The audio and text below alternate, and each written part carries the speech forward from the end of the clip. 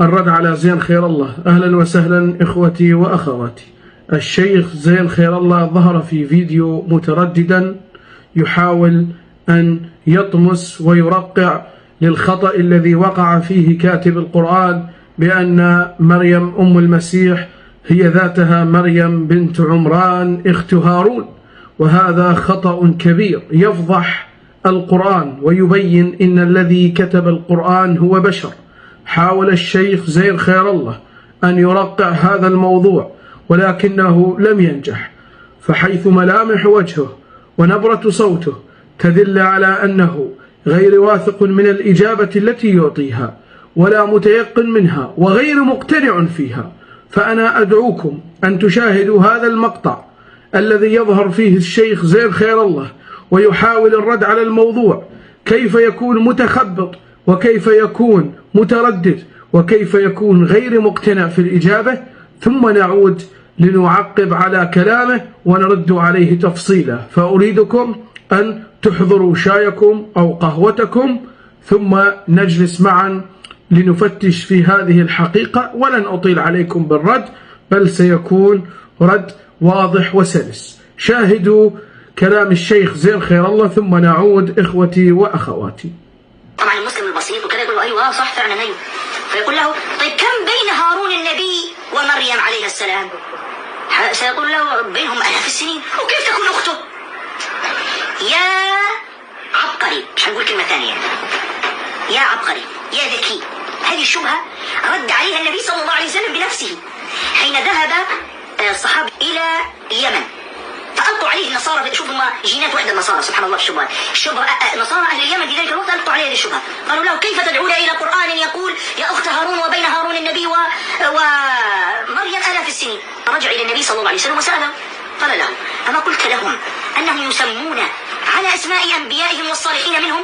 يعني هذا هارون مش هو هارون النبي يا نصراني، يكفي نقول يا نصراني يا منصر، خلينا نقول دقيقين أكثر لأن في نصارى مساكين، يعني يا منصر، يعني هذا مش هارون النبي مثل ما نحن الآن، يعني من أبو عمر ابن اسمه عمر، يعني هو عمر بن الخطاب ابنه مثلا؟ مش عمر بن الخطاب يا أخي، مش معقول هذا الكلام. عندنا أسماء نسمي، نحن نسمي موسى، نسمي عيسى، نسمي محمد صلى الله عليه وسلم، نسمي أسماء، يعني كانوا يسمون في ذلك الوقت على أسماء أنبيائهم والصالحين منهم مثل ما نفعل نحن الآن، نسمي على الصالحين ونسمي على الأنبياء. النصارى إلى يومنا هذا لا يزالوا يكررون هذه الشبهة، كيف بين هارون ومريم آلاف السنين وتقولوا يا أخت هارون؟ شيء في غاية العجب، يعني هذه الشبهة رد عليه النبي صلى الله عليه وسلم والحديث صحيح بالمناسبة. طيب لاحظتم إخوتي وأخواتي مدى جهل هذا الشيخ أو محاولته للكذب والترقيع.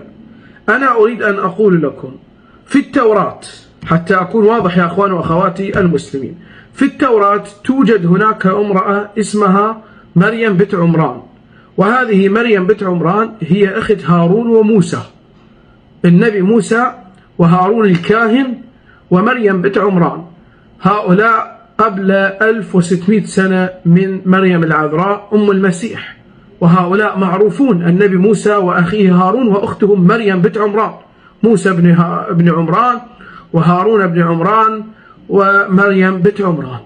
القرآن أخطأ وجعل مريم أم المسيح العذراء هي ذاتها مريم أخت هارون بنت عمران، وهذا خطأ كبير وفضيحة ما بعدها فضيحة.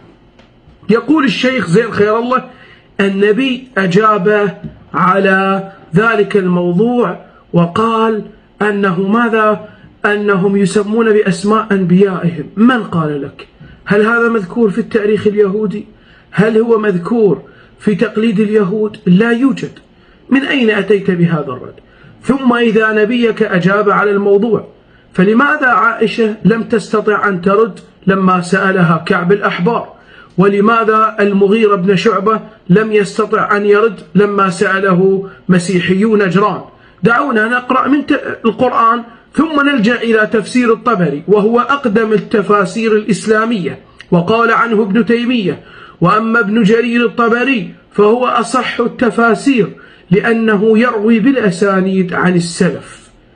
فتفسير الإمام محمد بن جرير الطبري هو أصح التفاسير عند المسلمين وأقدم التفاسير. لاحظوا القرآن والخلط الكبير. قال القرآن: ومريم ابنة عمران التي أحصنت فرجها فنفخنا فيه من روحنا وصدقت بكلمات ربه وكتبه وكانت من القانتين. سورة التحريم 12. هنا دا يقول مريم إنها أم المسيح، هي بنت عمران. وزعم أيضا في سورة مريم 28 قال: يا أخت هارون ما كان أبوك امرأ سوء وما كانت أمك بغيا. فهنا القرآن واضح يقول إن العذراء مريم هي أخت هارون بنت عمران، وهذه مريم بنت عمران أخت هارون هي أخت موسى، موجودة بالتوراة وموجودة عند اليهود. فظاهر النص يوحي أن هناك يهودي قد خدع محمد.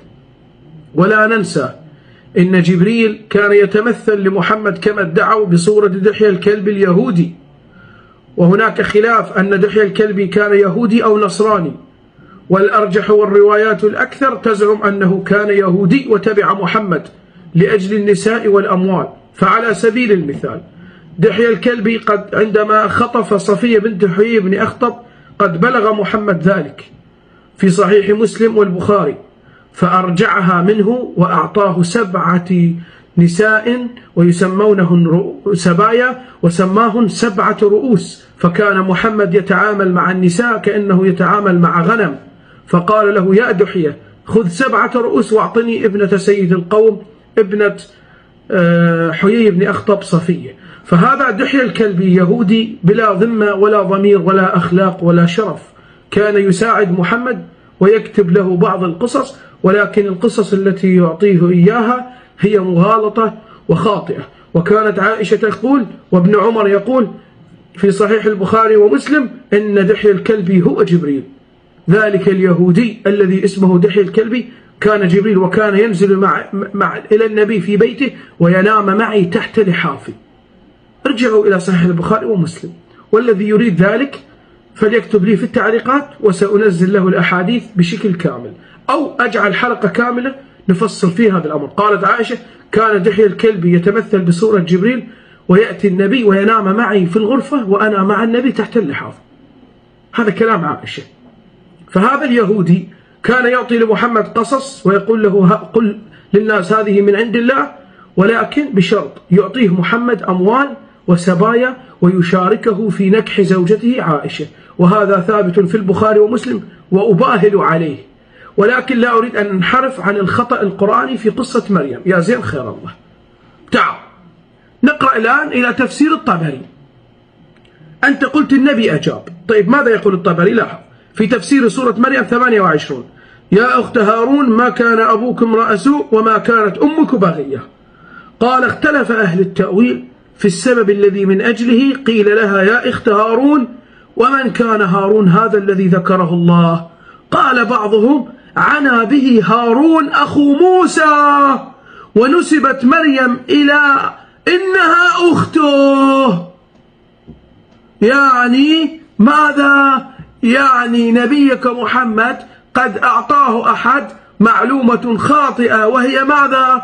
أن هارون هو ماذا؟ هو أخو هارون، هذا هو أخو موسى، ومريم أم المسيح هي ماذا؟ هي أخت موسى. ولكن المفاجأة الكبيرة والخطأ التاريخي هو أن مريم أخت هارون وأخت موسى هي ماذا؟ هي بينها وبين العذراء مريم أم المسيح 1600 سنة، وهذا ثابت في التاريخ وفي الكتاب المقدس أيضا. طيب، أورد حديث الطبري على ذلك الموضوع. لاحظ: قال حدثني يعقوب قال حدثنا ابن علي عن سعيد بن أبي صدقة عن محمد بن سيرين قال: نبئت أن كعبا، يعني كعب الأحبار، قال إن كان يهودي كعب الأحبار، قال إن قوله يا أخت هارون ليس بهارون أخي موسى لعائشة. قال: فقالت له عائشة: كذبته. يعني عائشة تقول هارون أخو موسى، يعني مريم العذراء أخت موسى. من أين فهمت هذا؟ فهمته من محمد. كمل: فقالت له عائشة: كذبته. قال: يا أم المؤمنين، إن كان النبي صلى الله عليه وسلم قاله فهو أعظم وأخبر، وإلا فإني أجد بينهما 600 سنة. قال: فسكتت. انفحمت عائشة لما أعطاها دليل من التاريخ، قد سكتت عائشة وقد فحمت. طيب عائشة تقول أنت يا زين خير الله تزعم أن نبيك قد أجاب على الموضوع، ولكن في الحقيقة عائشة ها هنا ماذا تقول؟ تقول كذبت يا كعب الأحبار، هي مريم هاي أخت موسى وأخت هارون، مريم العذراء أم المسيح. لماذا؟ تعرف لماذا قالت هكذا عائشة؟ لأن دحية الكلبي الذي هو جبريل كان يهودي وهو الذي أعطاهم المعلومة، ولكن ذلك اليهودي الخبيث أعطاهم المعلومة خطأ لكي يفضح محمد، فهو أراد أن يستفيد من محمد في قضية السبايا والنكاح والأموال والزنا بعائشة. والحديث عندي صحيح، قالت كان ينزل عليه الوحي وأنا معه تحت اللحاف، وكان يأتيه بصورة دحية الكلبي، بصورة رجل اليهودي دحية الكلبي، ويدخل معه تحت اللحاف وأنا معه. فهذا اليهودي كان يعطي لمحمد القصص خطأ، لأن هذا اليهودي فقط يريد أن يستفيد محمد في الجنس والزنا بعائشة واللواط والأموال والسبايا. وماذا أيضا؟ ويعطي هذه القصص الكاذبة، ومحمد يصدق ويضعها في القرآن. وكثير كثير كثير من القصص الكاذبة والخرافات والأساطير التي ليست في الإنجيل ولا التوراة قد أعطاها دحية الكلبي لمحمد. فهنا عائشة لماذا تدافع عن هذا الخطأ وتقول كذبت يا كعب الأحبار، بل هي أخت موسى وهارون مريم العذراء؟ لأنها عشيقها والذي كان يزني بها دحية الكلبي الذي هو جبريل محمد وهو وحي محمد ذلك اليهودي، هو الذي أقنعها بهذا الخطأ، لأن هذا اليهودي لا يريد أن تكون رسالة محمد حقيقية، هو فقط أغرته دنياه وغوته نفسه أن يساعد محمدا لأجل أهواء الدنيا، وإلا فلو كان مؤمنا بمحمد لأعطاه قصص حقيقية. كيف يعطيه قصص حقيقية ومحمد يزعم أن نبوته من السماء، وذلك اليهودي هو الذي كان يساعده في القرآن، وكان محمد يخبر الناس أن ذلك اليهودي هو جبريل، كما رويت تلك الأحاديث عن عائشة وأم سلمة وابن عمر وغيرهم، في أن الوحي كان يأتي بصورة رجل يهودي اسمه دحية الكلبي، وكان يدخل معه تحت اللحاف وعائشة معه. يا سبحان الله. ومحمد قال والله لا يأتيني الوحي إلا وأنا في لحاف عائشة، في صورة دحية الكلبي اليهودي، يعني يدخل معه ويلوط به ويزني بزوجته عائشة ويعطيه تلك القصص. هذه حقيقة محمد، وهذا ثابت في كتب السنة والشيعة، ليس عند السنة فحسب بل عند السنة والشيعة. طيب حديث آخر، حدثنا ابن حميد قال حدثنا الحكم بن بشير قال حدثنا عمرو عن سماك بن حرب عن علقمة بن وائل عن المغيرة بن شعبة قال أرسلني النبي في بعض حوائجه إلى أهل نجران، كانوا مسيحيين، فقالوا أليس نبيك يزعم أن هارون أخو مريم هو أخو موسى؟ قال فلم أدري ما أرد عليهم. إذا كان نبيك جاوب على الشبهة يا زين خير الله، لماذا لا عائشة ولا المغيرة بن شعبة ولا الصحابة ولا التابعين ولا المفسرين عرفوا الإجابة بل اختلفوا؟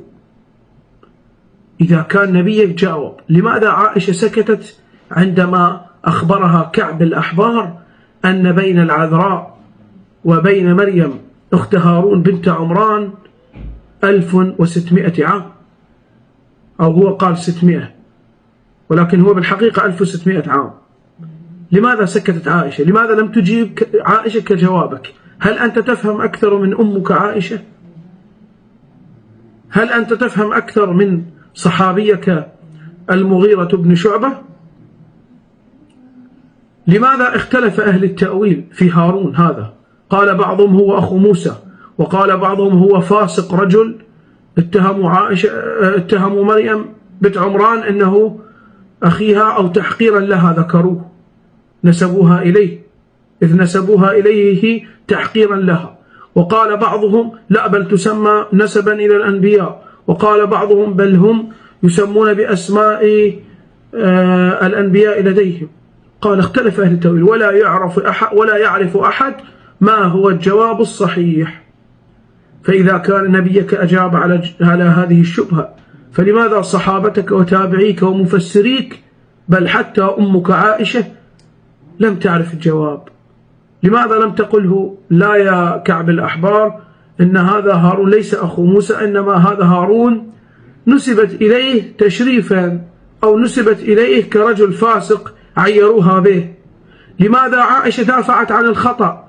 قال لها إنه هذا هارون ليس أخو موسى، قالت كذبت. يعني عائشة كانت تعتقد إن مريم بنت عمران أخت هارون هي نفسها أم المسيح، ولكن الحقيقة مريم بنت عمران أخت هارون هي بينها وبين العذراء مريم 1600 سنة. هذه فضيحة كبرى. علمت لماذا عائشة دافعت عن الخطأ؟ لأن هذه المعلومة أتت من اليهودي دحية الكلبي الكذاب، دحية الكلبي الكذاب الذي كان يعطي لمحمد تلك القصص الكاذبة لأجل اللواط. قالت كان يدخل مع النبي في الغرفة تحت اللحاف وأنا معه ويزني بعائشة.